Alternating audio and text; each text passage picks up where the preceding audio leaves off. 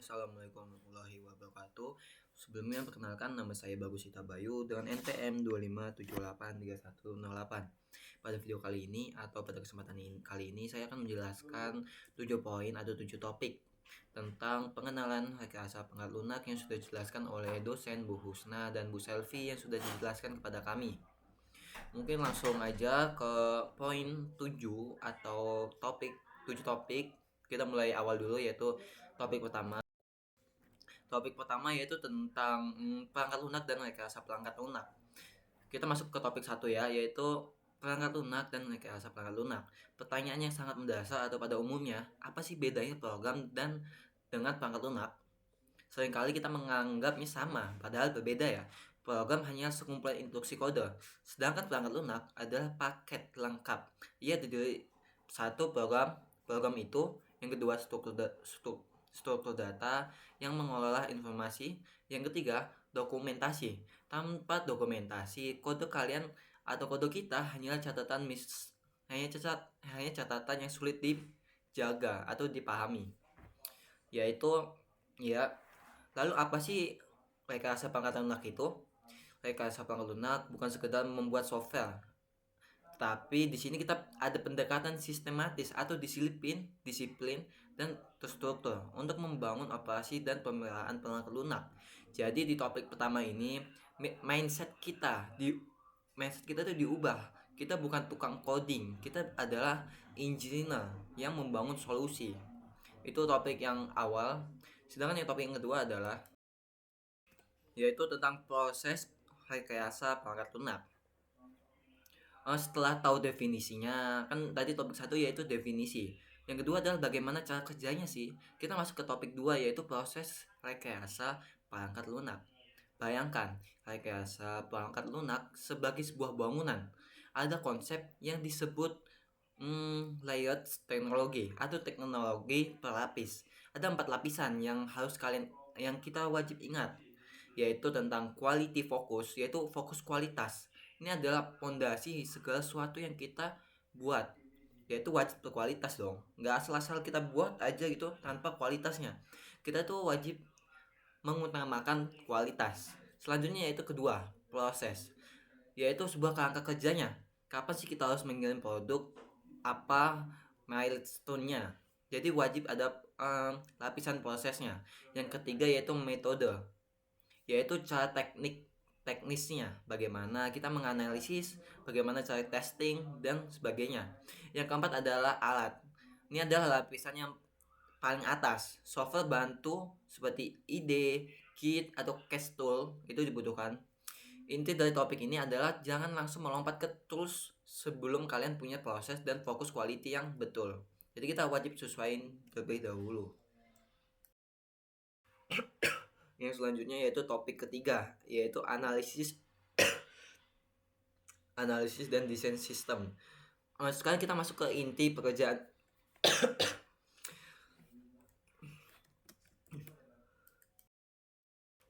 Kita lanjut ke topik ketiga, kita ulangin, yaitu topik ketiga adalah analisis dan desain sistem.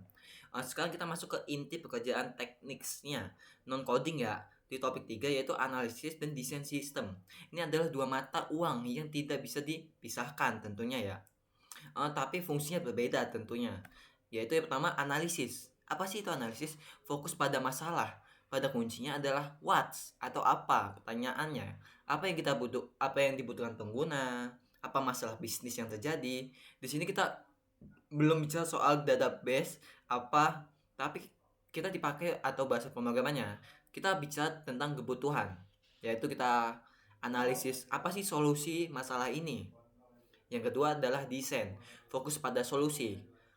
Kata kuncinya adalah how atau bagaimana. Bagaimana data disimpan, bagaimana antarmuka atau UI-nya kita bisa sebut, bagaimana kesalahan terbesar, bagaimana sebagainya. Kesalahan terbesar pemula adalah melompat ke desain sebelum analisis selesai. Akibatnya membuat solusi canggih untuk masalah yang salah. Jadi kita wajib analisis dulu, setelah analisis yaitu desain. Untuk apa? Itu sesuai. Soalnya kalau nggak sesuai nanti kita membuat solusi yang canggih tapi masalahnya yang salah tentunya. Selanjutnya yaitu topik keempat. Hmm, yaitu ke topik keempat yaitu SDLC. Apa itu SDLC? Yaitu Software Development Life Cycle. Apa itu? Kita bisa langsung jelaskan yaitu siklus waktu. SDLC itu siklus waktu. Sebagai analisis dan desain tadi tidak berantakan waktunya. Kita butuh manajemen waktu projectnya. Ini adalah topik yang keempat tentunya yaitu SDLC atau Software Development Life Cycle. SDLC adalah siklus hidup software, yaitu ada tahapan standar yang umum digunakan. Kita bisa langsung ke satu yaitu planning, perencanaan biaya dan jadwal. Yang kedua analisis, yaitu mengumpulkan kebutuhan seperti yang di topik 3 tadi yang sudah jelaskan. Kebutuhan, solusi, solusi untuk masalah-masalah itu dan kemauan si klien itu. Yaitu yang ketiga desain, merancang cetak atau UI-nya ya.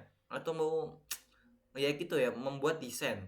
Yang keempat adalah implementation. Ini adalah tahap coding. Perhatian, coding ya, coding yang dilakukan di tahap yang keempat.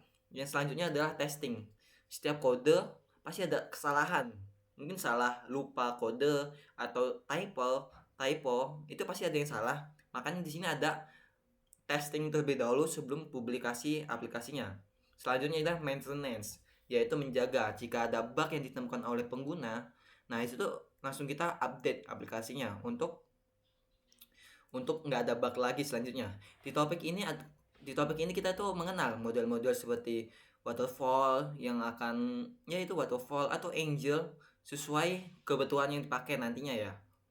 Selanjutnya yaitu ke topik kelima, yaitu tentang rekayasa perangkat lunak pemrograman terstruktur. Di sini kita langsung ke paradigma ya, pembuatan kode.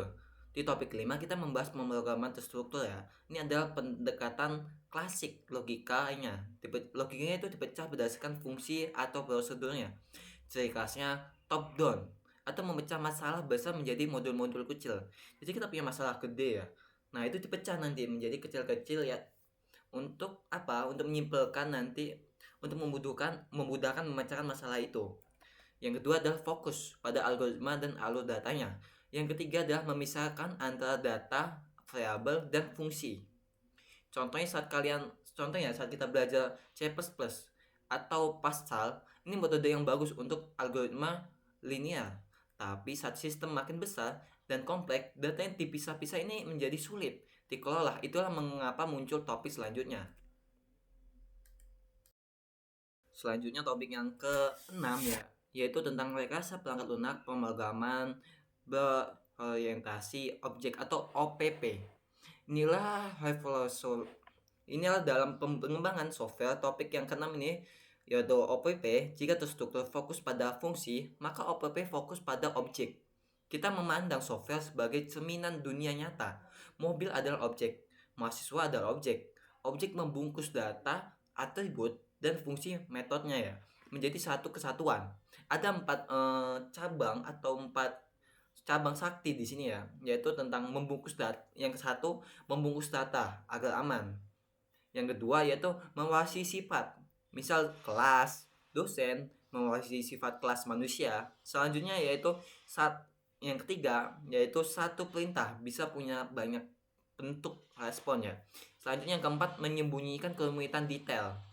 Dengan OPP, software lebih mudah di manage, kode bisa dipakai ulang dan lebih efisien tentunya. Topik yang ketujuh yaitu tentang UML.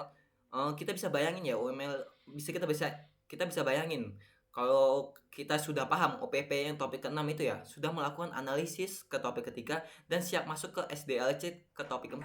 Bagaimana sih cara kalian berkomunikasi? Bagaimana sih kita berkomunikasi dengan tim? Apakah dengan menunjukkan ribuan baris kode yang sangat banyak itu? Nggak mungkin kan? Nah, kita ya di sini membutuhkan namanya UML. UML adalah bahasa standar visual. Ini adalah blueprintnya, yaitu sekian banyaknya diagram. Kita wajib paham tiga utamanya aja ya, yaitu tentang use case diagram, menggambarkan apa yang bisa dilakukan user terhadap sistem itu. Yang kedua, class diagram, menggambarkan struktur database dan kelas OPP kita ya. Yang ketiga yaitu activity diagram, menggambarkan alur kerja sistemnya.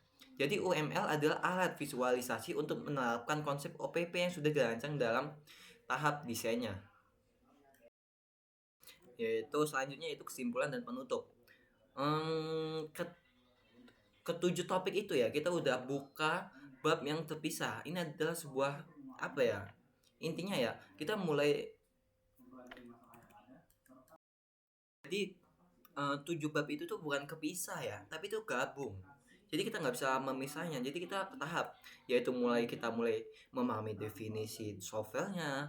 Yang kedua kita siapkan progres dan SDLC-nya. Yang ketiga kita lakukan analisis. Yang keempat pilih pendekatan, apakah teks struktur atau OPP. Yang kelima kita gambarkan rencananya menggunakan UML.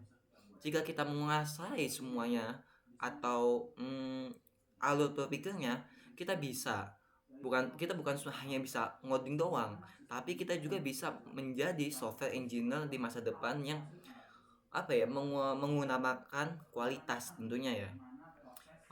Mungkin cukup sekian.